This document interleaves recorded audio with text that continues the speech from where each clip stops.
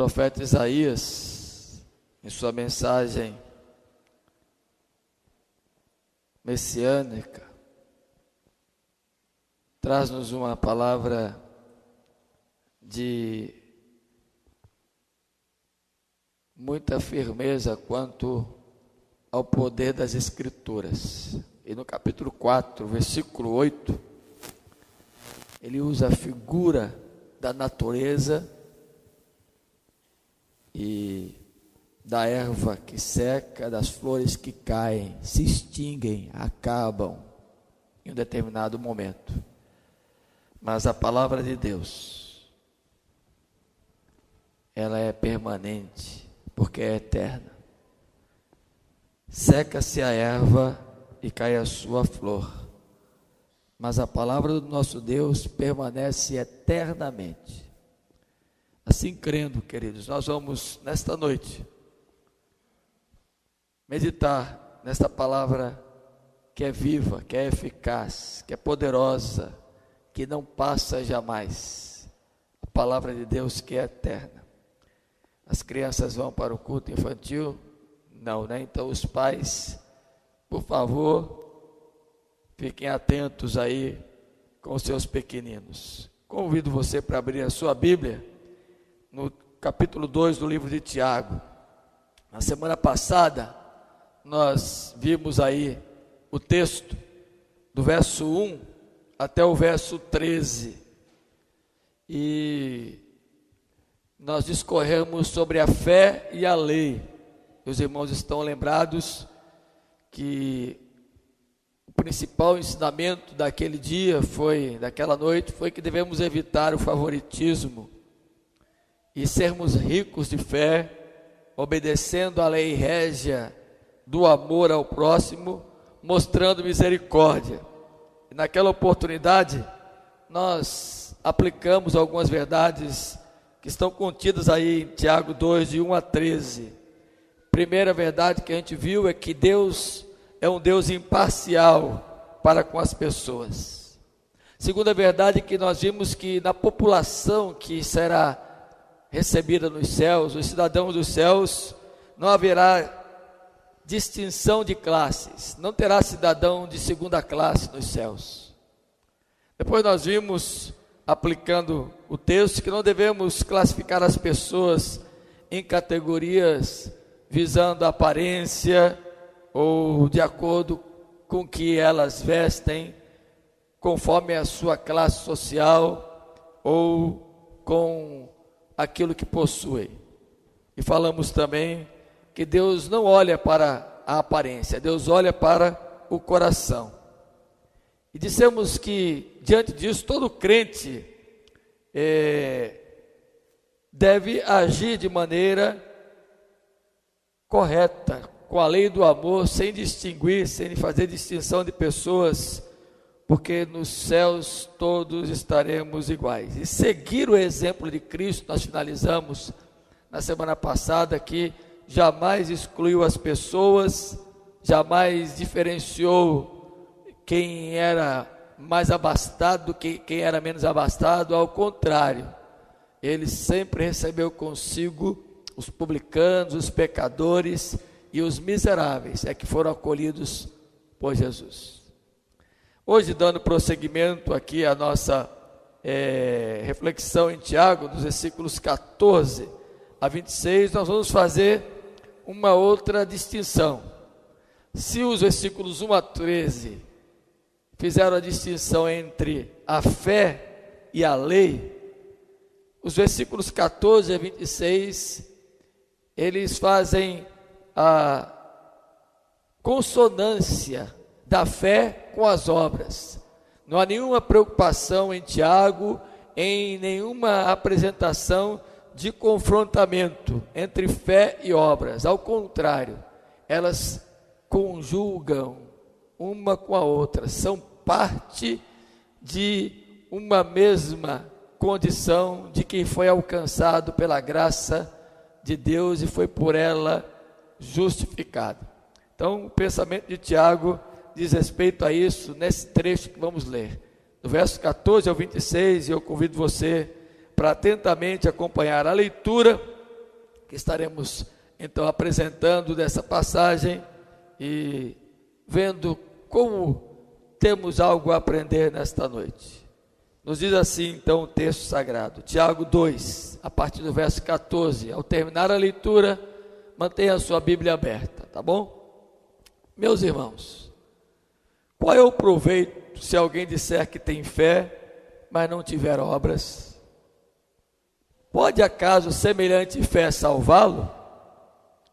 Se um irmão ou uma irmã estiverem carecidos de roupa e necessitados do alimento cotidiano, e qualquer dentre vós lhes disser, ide em paz, aquecei-vos e fartai-vos, sem contudo lhes dar o necessário para o corpo, qual é o proveito disso? Assim também a fé, se não tiver obras, por si só está morta. Mas alguém dirá, tu tens fé e eu tenho obras, mostra-me essa tua fé sem as obras, e eu com as obras te mostrarei a minha fé. Crês tu que Deus é um só? Fazes bem. Até os demônios creem e tremem. Queres, pois, ficar certo, ó homem insensato, de que a fé sem as obras é inoperante? Não foi por obras que Abraão, o nosso pai, foi justificado quando ofereceu sobre o altar o próprio filho Isaque? Vês como a fé operava juntamente com as suas obras.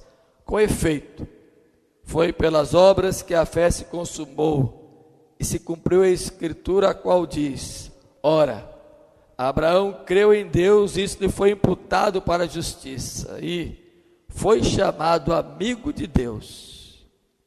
Verificais que uma pessoa é justificada por obras e não por fé somente.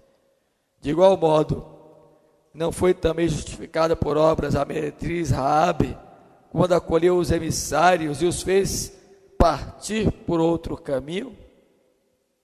Porque assim como o corpo, o seu espírito é morto, assim também a fé sem obras é morta. Amém. Há uma expressão que eu queria pensar aqui, que trará para nós o entendimento de toda essa passagem. Ela está aí no versículo número 24, que diz, verificais que uma pessoa é justificada por obras, e não somente por fé. Esse versículo não está trazendo uma forma excludente de que quem tem obras não tem fé, ou que as obras são mais importantes do que a fé, ou vice-versa. Quem tem fé não opera e nem realiza obras, porque basta apenas a fé. Não é excludente. Fé e obras, elas andam juntas, são parte de uma mesma verdade que compõe a fé salvadora. E o entendimento básico que nós temos que ter dessa passagem, antes de fazermos qualquer comentário dela, é que quem foi justificado por Deus, conforme Romanos 5, tem paz.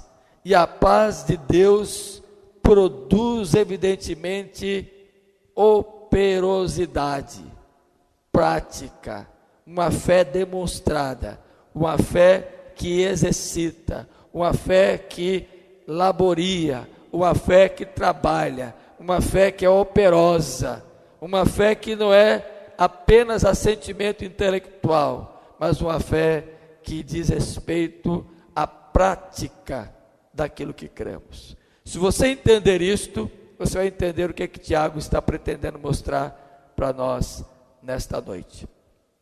Eu queria começar falando algumas coisas, primeiro definindo fé. Em nosso dicionário, olha só como fé é trazida. Fé, entre outras definições, a fé é o desenvolvimento da disciplina espiritual diária de quem confia plenamente na graça de Deus em todas as circunstâncias da vida e fundamentalmente traz experiência cristã abundante no cumprimento da vontade de Deus. Agora, como é que o nosso dicionário define obras? A definição de obras, segundo o nosso dicionário, também é interessante. Entre outras definições, aqui o texto de Tiago nos ajudará a entender que as obras são a conduta dos crentes motivados pelo seu amor, o amor de Deus em seus corações. A conduta do crente motivada pelo amor de Deus. Se você percebeu as leituras que foram feitas nesta noite, todas elas pontuam a fé, o amor e a esperança. Como resultado, nós encontramos a doutrina da justificação e a forma de conduta prática da nossa confissão, que é o produzir, o operar, o realizar alguma coisa. Abra sua Bíblia, por favor, para que você entenda essa definição. E veja só, na primeira carta de Paulo aos Tessalonicenses, quando ele ora agradecendo a Deus pela vida dos crentes de Tessalônica. E eu vou ler isto, queridos, porque existe uma compreensão errônea e um ensinamento distorcido de que Tiago e Paulo não conjugam do mesmo pensamento, de que Paulo fala muito da justificação pela fé e Tiago desenvolve um raciocínio da justificação pelas obras. É um grasso engano, um erro terrível, porque Tiago não está dizendo que as obras são mais importantes do que a fé, e nem Paulo está dizendo que as obras não fazem diferença na vida do cristão. Ao contrário, há um conjunto de compreensão na mente dos dois. O que Paulo fala é que a graça redentora de Deus nos justifica pela fé, e o que Tiago diz é que aqueles que foram alcançados pela fé salvadora vão ter como resultado prático de conduta de vida, da paz que receberam de Deus por essa justificação, algo que lhes vai fazer produzir, operar em realização de obras. É esse o entendimento. E olha como Paulo ora então, e veja que você não está em sintonia com o que Tiago diz. Damos sempre graças, 1 Tessalonicenses 1, 2 e 3, a Deus por todos vós, mencionando-vos em nossas orações e sem cessar, pelo que Paulo agradecia aos crentes de Tessalônica. Ele recordava, ele trazia na mente, em sua memória, a recordação de quê? Dos crentes de Tessalônica? Da operosidade da vossa fé, versículo 3 de 1 Tessalonicenses 1, da abnegação do vosso amor e da firmeza da vossa esperança em nosso Senhor Jesus Cristo. Veja que Paulo conjuga as duas coisas, uma fé operante que é demonstrada pelo amor abnegado, um amor que abre mão para beneficiar a outros. Então não há nenhuma confrontação, não há nenhuma discrepância, não há nenhuma desassociação de fé salvadora com obras. Ao contrário, a fé operosa, a fé salvadora, que foi realizada pelo poder de Deus e por sua graça infinita no coração do homem, motivará o cristão a ser operante na sua fé, demonstrando a abnegação de amor. A carta de Tiago, queridos irmãos, é uma carta viva, é uma demonstração prática daqueles que possuem fé. Tiago está, através da sua mensagem, procurando conduzir os crentes da dispersão a terem uma demonstração de fé viva, de uma fé que não é meramente aquele conhecimento intelectivo de valores doutrinários, de uma fé que não é meramente um assentimento de compreensão meramente intelectual do que deve ser feito, mas Tiago demonstra que esta fé desemboca para uma prática, para um exercício. A fé em Deus por meio de Jesus Cristo é o que flui do coração do cristão, que emana a sua mente para que possa produzir, realizar algumas obras que são benefício. Logo, então, nós entendemos que fé e obras são duas verdades de um mesmo princípio. E aqui, permita-me trazer a ilustração do valor monetário que temos em uma moeda. Nós, sempre quando falamos da soberania de Deus, no que diz respeito à salvação, à eleição, nós não anulamos em momento algum a responsabilidade do homem, Do mesmo modo como a moeda tem o lado que tem o valor que ela possui, do outro lado tem um brasão do estado, do país que determinou aquele valor. De um lado está o valor da moeda, do outro lado está quem deu a esta moeda o valor para circular. E uma moeda, como nós comumente chamamos, tem cara e coroa. Ela somente com um lado não produzirá efeito econômico algum. Precisa ter nesta moeda os dois lados. Assim é a compreensão de Tiago. A fé salvadora, ela tem a compreensão de que a justiça de Deus é mediante a fé que a graça de Deus como dom foi concedido ao homem crer, mas que esta postura de crer e ser justificado não anula a conduta, a ética, o comportamento, a demonstração da fé. Uma coisa completa a outra. Portanto, é uma fé vibrante, de confissão, de entendimento, de palavras, mas também de atuação, de conduta, que por causa do amor de Deus plantado no coração do homem, daquele que foi salvo, e nele realizado uma grande obra, este agora vai de maneira prática mostrar a sua salvação no exercício prático da sua fé com as obras.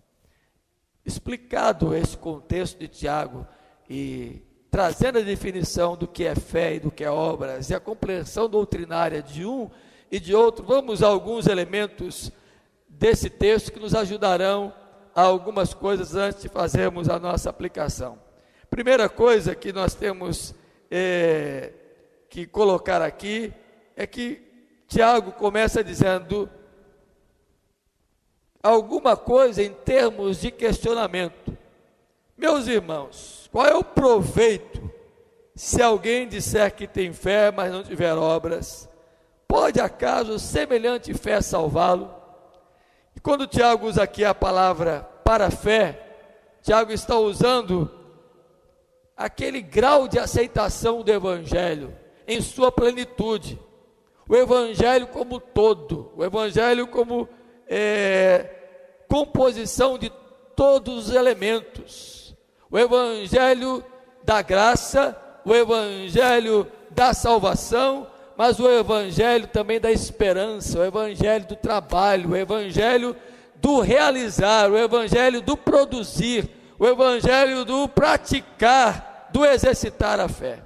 Então, a palavra que aparece aqui no texto original nos traz esta compreensão. Agora, há uma outra expressão que Tiago usa aí no versículo número 14, que é de forma subjetiva, do ponto de vista negativo. Se não tiver esta fé, aí ele pergunta, pode ser alguém salvo? Quando Tiago diz se não tiver, ele está demonstrando com esta expressão alguém que de maneira habitual e contínua em sua vida, não tem qualquer evidência de fé salvadora. Que a sua vida costumeira e rotineiramente não apresenta qualquer expressão evidente de salvação. São aquelas pessoas que parecem-nos que têm um conceito de salvação apenas intelectivo, doutrinariamente estão bem fundamentados, mas não demonstram em sua vida, no cotidiano, no corriqueiro de sua existência, qualquer evidência de que foram alcançados pela graça salvadora de Deus. Não realizam nada, não ajudam a ninguém, não produzem nenhum efeito de benefício. Olha como é que Tiago traz isto no versículo número 15, quando ele diz: se um irmão ou irmã estiverem carecidos de roupa e necessitados do alimento cotidiano, e qualquer dentre vós lhe disser: ide em paz, aquecei-vos e fartai-vos, sem contudo lhes dar o necessário para o corpo, qual é o proveito disso? Assim também a fé, se não tiver obras, por si mesmo está morta. Ele traz o exemplo do exercício da assistência, do exercício de acudir a alguém, e não é qualquer um, preste atenção aqui, são aqueles que estão necessitando circunstancialmente, momentaneamente, de uma ajuda, de um auxílio, e são dispensados. O que adianta você chegar e dizer que o Senhor Jesus salva, que Deus é amor, que você precisa do perdão de Deus, que a graça de Deus precisa te alcançar, que se você não se arrepender, você não será salvo? Você prega para alguém que está vivendo uma situação miserável, está vivendo dias difíceis do ponto de vista existencial, que não tem nada para lhes acudir, e você vai e prega esse evangelho e simplesmente diz: vai em paz. Que resultado vai existir de demonstração de quem crê no evangelho transformador, se você não produzir alguma coisa para aquele a quem você está levando a mensagem? E aqui nós vemos a prática de Jesus como era. Inúmeras passagens das Escrituras, nos Evangelhos, a respeito da obra redentora de Jesus, especialmente da aplicação da salvação, quando alguém se aproxima com fé de Jesus.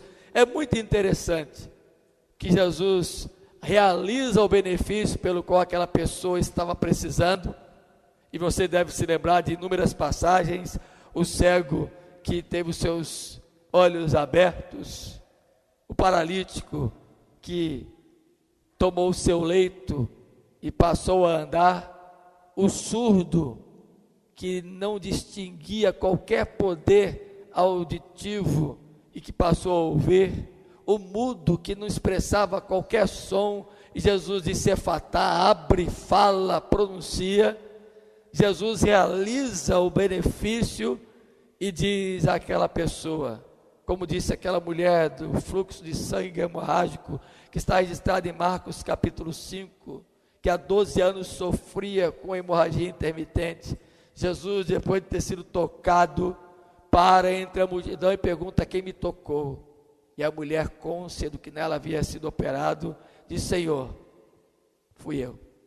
Jesus simplesmente diz àquela mulher: vai, a tua fé te salvou. Observe que a aplicação da fé na mente, no coração, que Jesus implantava nas pessoas a quem ele alcançava, não era dissociada de ajuda. Ao contrário, os evangelhos dizem que Jesus tinha profunda compaixão pelos que estavam carentes, necessitados. Então, o que Tiago está dizendo aqui é que não adianta dizermos que temos fé, se não evidenciarmos isso, não provarmos isso no nosso dia a dia, em auxílio, ajuda e assistência a alguém. Não está de forma alguma ensinando, como ensinam alguns grupos religiosos, e eu não vou mencionar aqui nomes dos tais, porque não é a minha intenção, que vão para o outro extremo e fazem das obras de caridade a porta da salvação. É errado e é um engano pior do que aquele que usa a sua vida para dizer que tem fé e não faz qualquer coisa, porque as obras não salvam ninguém. E o apóstolo Paulo é bem contundente quanto a isso, quando lá em Efésios capítulo 2, abra aí a sua Bíblia por favor, e veja como é que ele expõe esta condição. Versículo 8: pois pela graça sois salvos mediante a fé, e isso não vem de vós, é dom de Deus. Efésios 2, 8 e 9, não de obras, para que ninguém se glorie. Não é por causa de fazer também somente as obras, e não demonstrar o conhecimento prático de uma fé doutrinária, de que o Senhor Jesus é o Salvador, de que o amor de Deus o alcançou, de que a graça redentora visita, e somente achar que por meio das obras poderá alcançar o benefício da salvação. É o mesmo erro dos que têm meramente a compreensão intelectual da fé. Aí Tiago faz esta comparação, e Paulo no versículo 10, olha o que ele diz aí de Efésios 2, olha como ele conjuga a fé com as obras. Embora nós somos salvos pela graça de Deus, que mediante a fé nos salvou e não por obras, olha o que ele diz: pois somos feitura dele, criados em Cristo Jesus, para quê?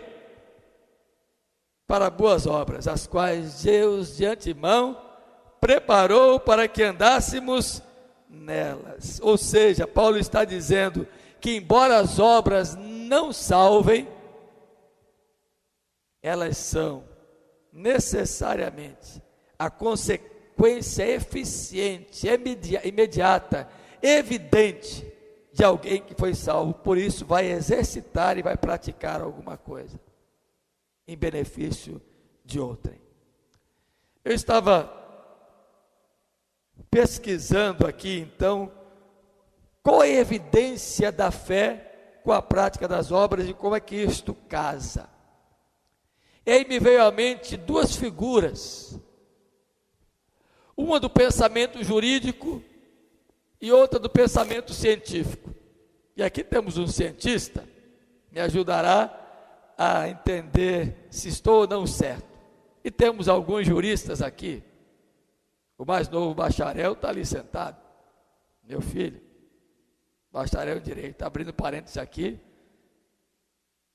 tirou 10 na banca. Que orgulho do papai e da mamãe. Fecha parênteses, mas não é isso que eu quero falar. No direito,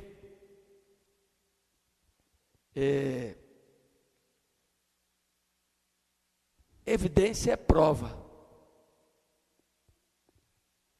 E existe no direito, para que algo de fato seja provado, 3 elementos distintivos da prova: a testemunha, o documento,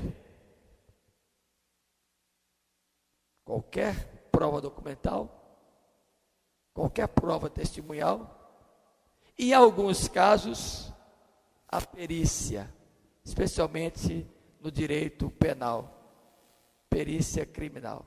Esses 3 elementos dizem que determinada prova é falsa ou é verdadeira. A evidência de quem é salvo tem o elemento da fé e o elemento da prática, do exercício das obras. Vão provar a evidência de que a fé salvadora está presente na vida deste homem, desta mulher, daquele que foi alcançado pela graça de Deus. Agora, cientificamente é interessante que a prova primeiro nasce com a teoria. O cientista teoricamente pensa em alguma coisa, e esse pensamento teórico traz para o seu entendimento uma hipótese que é chamada de hipótese científica. Então ele pensa em alguma coisa, levanta uma tese que ainda não é suficiente, e como é que ele vai provar que aquilo que teoricamente em seu coração nasceu como algo cientificamente que possa ser aceito? Com o experimento, depois de pesquisas e mais pesquisas, faz a experiência, chega ao resultado. De fato, determinado medicamento produz efeito positivo.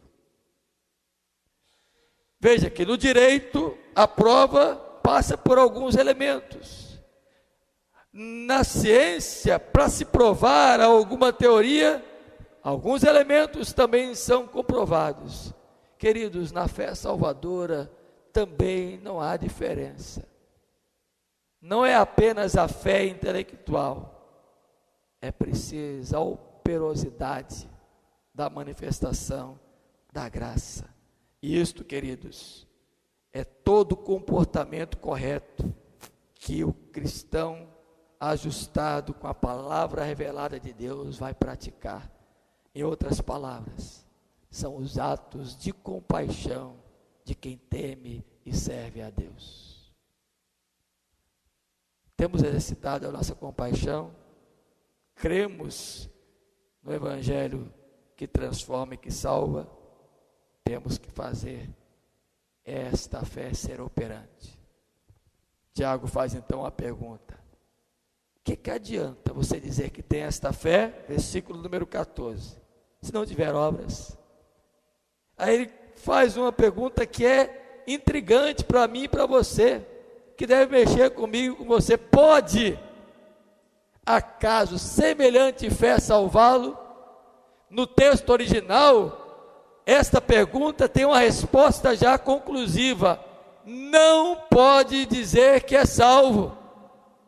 E o exemplo que ele cita aí nos versos 15 a 17 é apenas para ilustrar que esse tipo de fé não salva ninguém, não produz efeito em ninguém.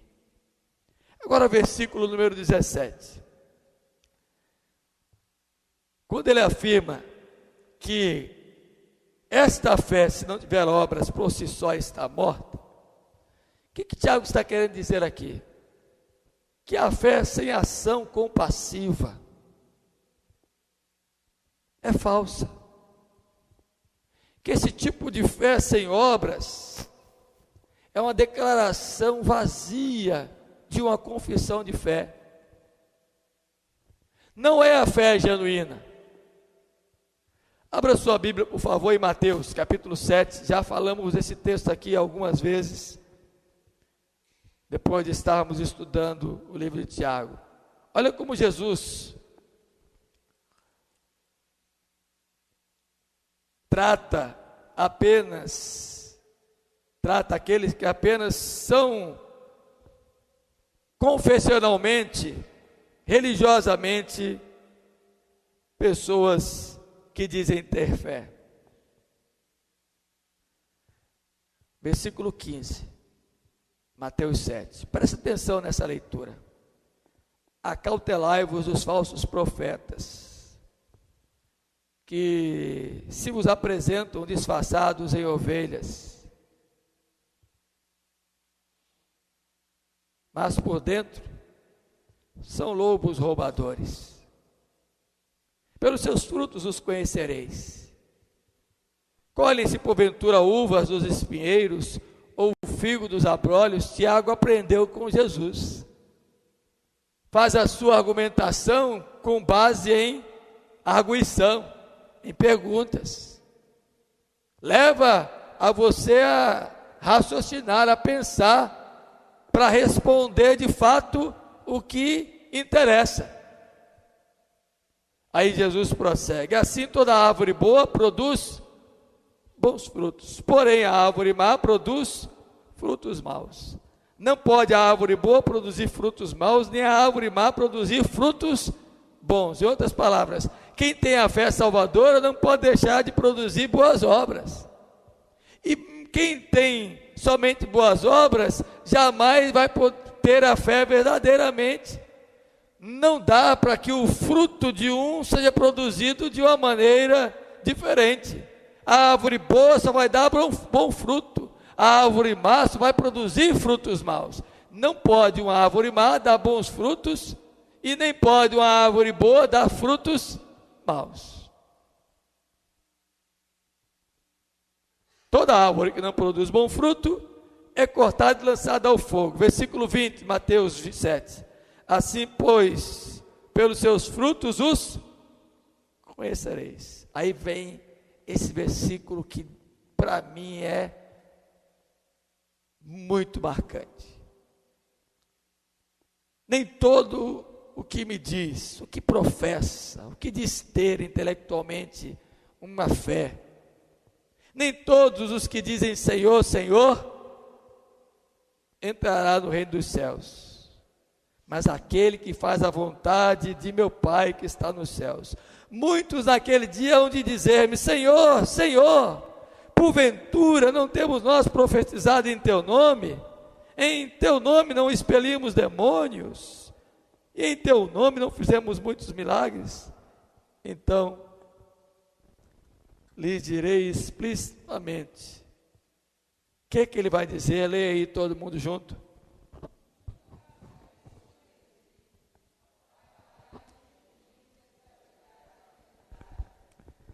Nunca vos conheci, apartai-vos de mim. Então, a fé que Tiago está dizendo aqui que é morta, é aquela que é meramente religiosa. É o tipo de fé que não produz qualquer efeito. É a fé que não se evidencia para assistir alguém que está precisando, alguém que está necessitado. Por isso que o versículo 18 diz, mas alguém dirá, tu tens fé, e eu tenho obras. Mostra a minha fé, essa tua fé é sem as obras, e eu com as obras te mostrarei a minha fé.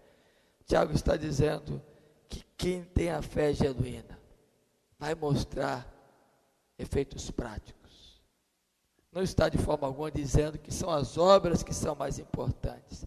Elas são o resultado de que quem tem fé em Deus assiste, acode, visita, tem compaixão, exercita a misericórdia. E caminhando para a nossa conclusão, agora Tiago faz uma outra pergunta, o versículo 19. Crês tu que Deus é um só? Essa expressão, crês tu que Deus é um só, é tido no conhecimento do judeu como o famoso Shema, que está lá em Deuteronômio 6, 4 e 5. Abra sua Bíblia aí, por favor. E você vai entender o que eu quero colocar aqui. Deuteronômio 6, 4 e 5. O judeu, aquele que é estritamente religioso, aqueles que são judeus zelosos, vivem pronunciando isto. E eles têm quase que como um moto de sua vida religiosa. Ouve, ó Israel, o Senhor nosso Deus é o único Senhor. Amará, pois, o Senhor teu Deus de todo o teu coração e de toda a tua alma e de toda a tua força. É quase que um lema para o judeu. E lembre-se que Tiago está combatendo a religiosidade vazia, a religiosidade farisaica, como vimos na semana passada. O que essa pergunta coloca aí, para mim e para você, deve ser marcante. Tiago está perguntando, nesta expressão da fé mais básica, que a doutrina do Antigo Testamento e a doutrina religiosa traz: você crê na existência de Deus? Você crê na existência de um Deus trino, Pai, Filho e Espírito Santo? Crê? Quem crê aqui? Fazes bem. É a resposta de Tiago. Olha aí o versículo de número 19. É bem lacônica. Fazes bem. Ou seja, não há nenhum mérito em você ter esse tipo de crença. Sabe por quê? Porque até os demônios Os demônios creem e tremem. Sabe o que Tiago está dizendo? Até os anjos caídos afirmam a unicidade de Deus e tremem diante dele, diante de Deus, por causa das implicações. Em outras palavras, os demônios são essencialmente ortodoxos. Tem um padrão doutrinário a respeito de Deus bem firmado. Eles sabem que existe um único Deus.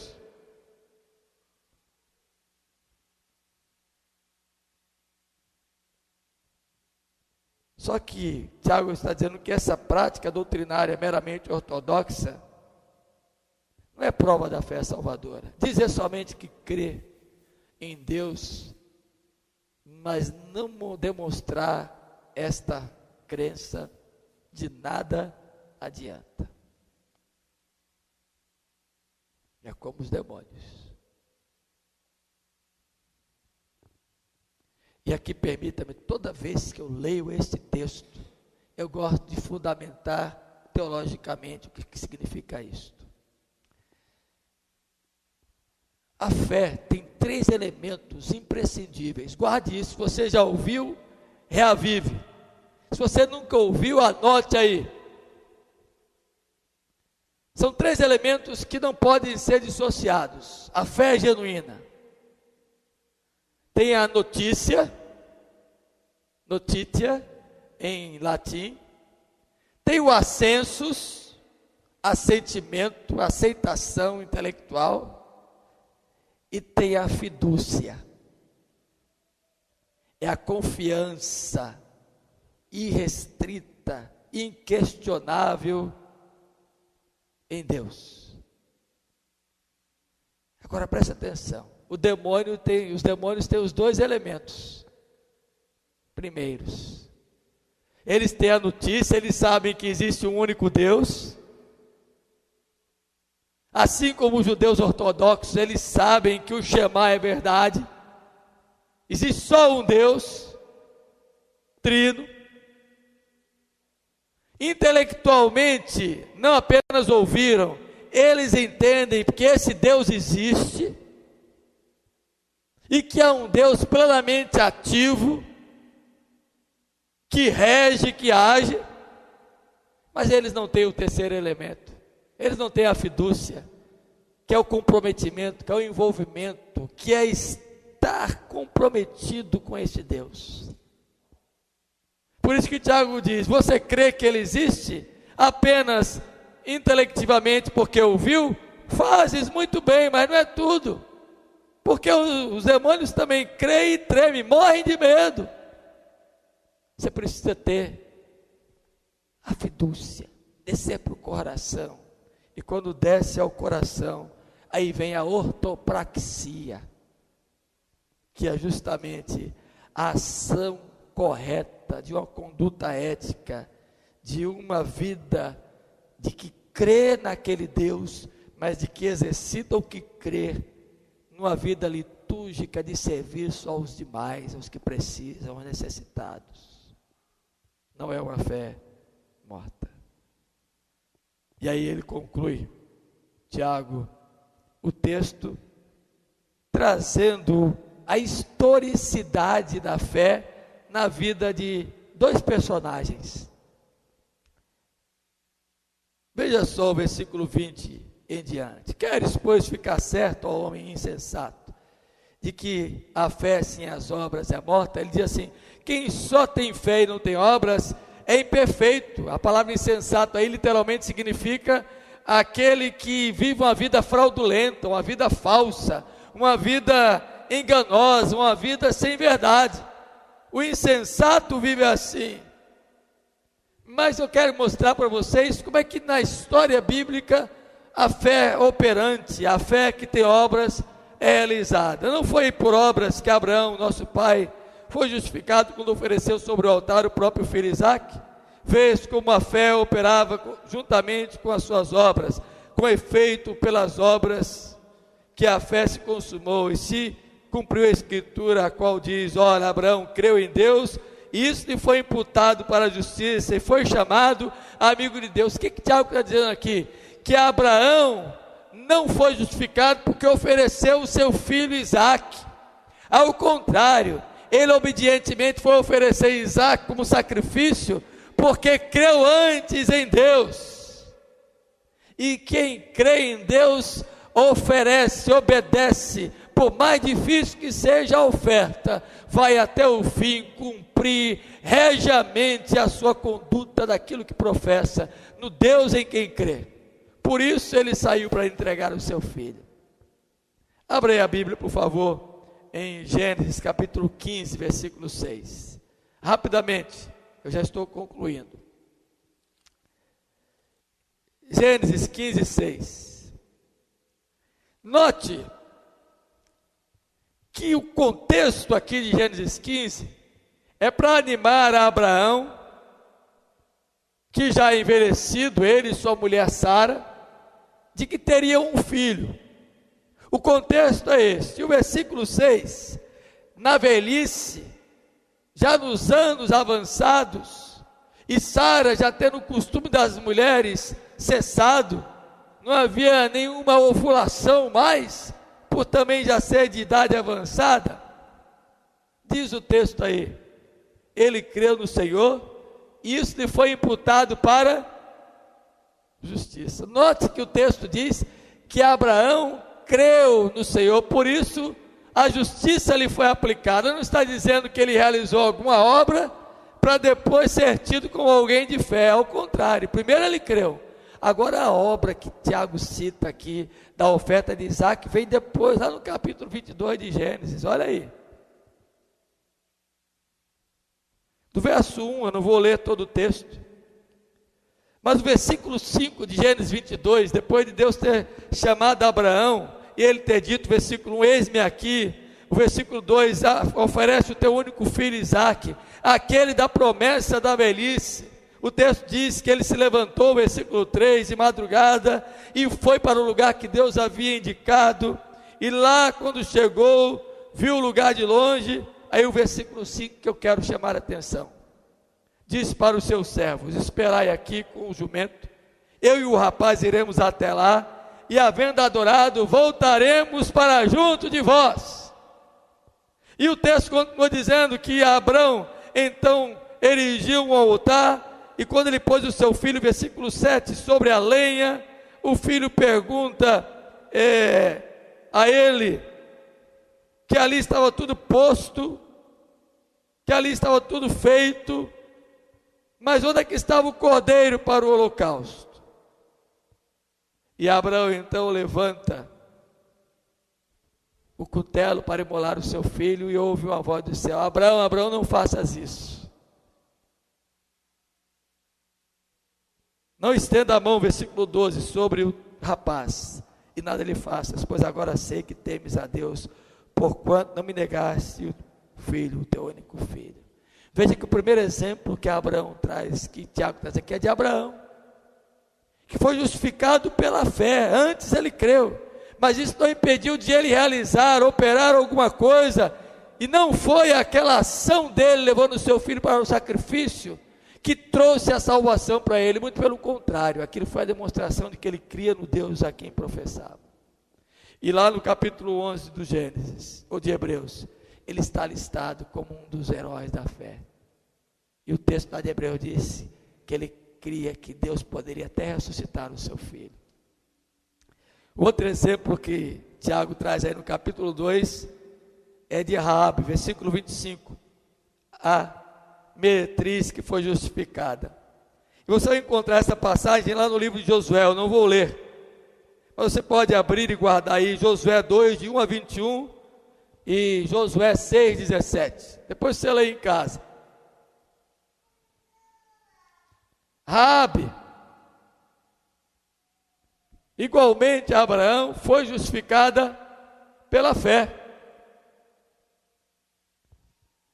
A meretriz que lá estava, e que veio fazer mais tarde parte da árvore genealógica de Jesus, está em Mateus capítulo 1, em Hebreus 11 também é citada na galeria dos heróis da fé, como uma mulher de fé, escondeu os espias quando a cidade de Jericó foi destruída e foi dita que ela colocasse uma fita vermelha na porta de sua casa, que quando a destruição por Jericó fosse passar, a invasão do povo de Deus para tomar aquela cidade, visse aquela fita vermelha ali, a sua casa, a sua vida seria poupada.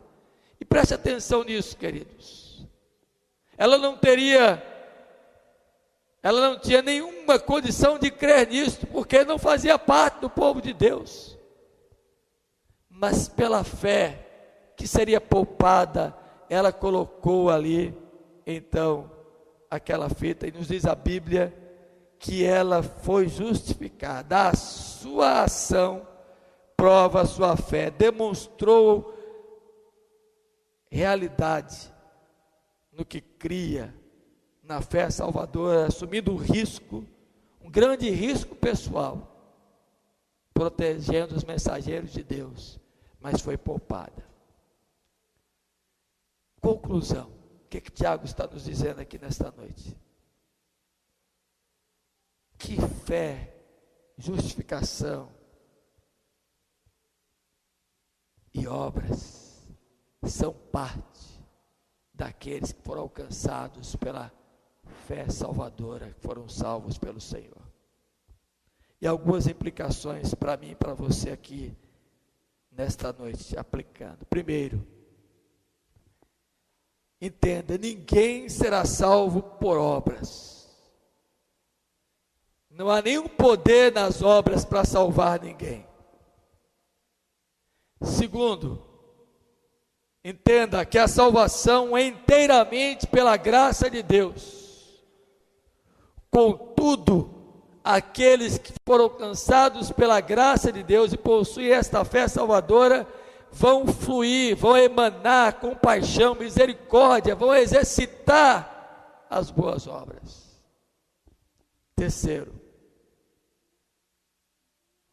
não custa nada tornar-se um cristão, mas custa muito viver completamente como um cristão. Ou seja, dizer somente que não custa nada, é fácil, porque os demônios creem e tremem. Agora, vivenciar de fato que é um salvo, custa muito, e vai demandar de você exercício da sua fé. Quarto, a fé salvadora nos fará ter um estilo de vida distintivo, de um relacionamento com Deus que realiza, que opera, que trabalha com obras. Quinto, quando o homem é justificado diante de Deus, esta justificação será a evidência cabal de que diante dos homens, pelas obras, ele foi salvo. Os homens vão ver, de fato, este é um homem, uma mulher crente, porque não só fala da boca para fora, mas demonstra com a prática de vida a sua fé. Sexto, declararmos a justiça de Deus faz-nos viver conforme a sua justiça, em uma conduta de vida exemplar. E por fim, esse texto nos ensina que a retidão atribuída pela justiça de Deus em nosso coração manifestará em nossa vida o exercício prático das obras. Calvino dizia: só a fé justifica, mas a fé que justifica nunca está só, vem acompanhada de prática. Que Deus nos abençoe, e que eu e você nesta noite compreendamos o que é viver uma fé que agrada a Deus. Que Ele nos abençoe. Vamos ficar de pé. e encerrar com uma oração.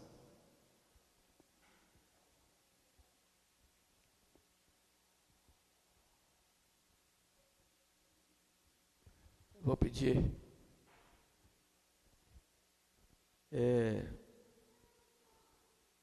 que a irmã Joselita nos dirija a Deus nesta oração.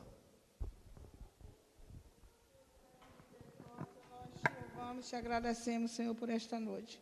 Queremos te agradecer, Senhor, porque o Senhor nos alcançou e o Senhor nos deu graça, Senhor. Estamos nós mortos em nossos delitos e pecados. Obrigado. Muito obrigada, Jesus, porque foi o Senhor que colocou, meu Deus, a fé em nosso coração, ó Deus, para podermos te conhecer e te louvar e engrandecer o teu santo nome, Senhor. Oh, Senhor. Pai, muito obrigada, Senhor, porque não vem de nós, é dom de Deus. É verdade. Muito obrigado, meu Deus. Senhor, nos leva em paz esta noite aos nossos lares, ó Deus. Continua conosco, Senhor, por todo o tempo, em toda a nossa vida, Senhor, até a consumação dos séculos. Por isso que nós te louvamos e te agradecemos, em nome de Jesus. Amém. Amém. E que agora a graça salvadora de Jesus, o amor ativo e operante de Deus, e toda a manifestação de poder do Espírito Santo, que nos habilita e nos capacita a demonstrarmos a verdadeira fé, repouse sobre vós, Igreja de Deus aqui reunida nesta noite, neste lugar, e esteja com todo o povo de Deus espalhado pela face da terra, hoje e sempre. Amém.